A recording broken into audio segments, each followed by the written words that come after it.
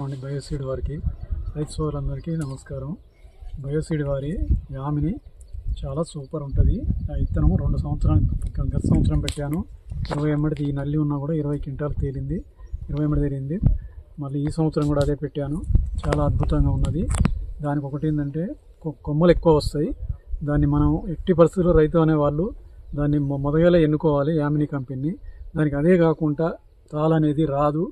ఎక్కువ కొమ్మలు, ఎక్కువ పూత, ఎక్కువ పిందె, నల్లి కూడా చాలా కంట్రోల్లో ఉంటుంది. దాన్ని మనం రైతులు దాన్ని చూసుకోవాలి. ఇంత అధిక వర్షాలైనా కూడా తట్టుకొని ఈ రోజుకి కూడా ఫిబ్రవరి వస్తుంది. ప్రతి కొమ్మకు కనీసానికి 100 నుంచి 200 పూలు ఈ రోజు కూడా కాస్తాయి. దాన్ని మీరు ఈ వీడియోలో చూడొచ్చు.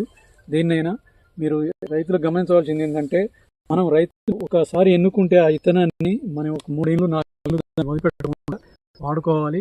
అదే కాకుండా తాలు రాదు. మనకు పోయినసారి 74 క్వింటాలు వచ్చినా కూడా కనీసానికి ఒక 3 బస్తాలు కూడా తాలు రాలేదు. దాన్ని మన ప్రతి రైతు దాన్ని మనం చూసుకోవాల్సింది ఏంటంటే, ఎట్లా వస్తుంది, ఎన్ని కొమ్మలు వస్తాయి, ఈ కాపు ఏంటి అనేది ఇట్లా మనం దాన్ని వెరిఫై చేసుకుంటే సరిపోతుంది.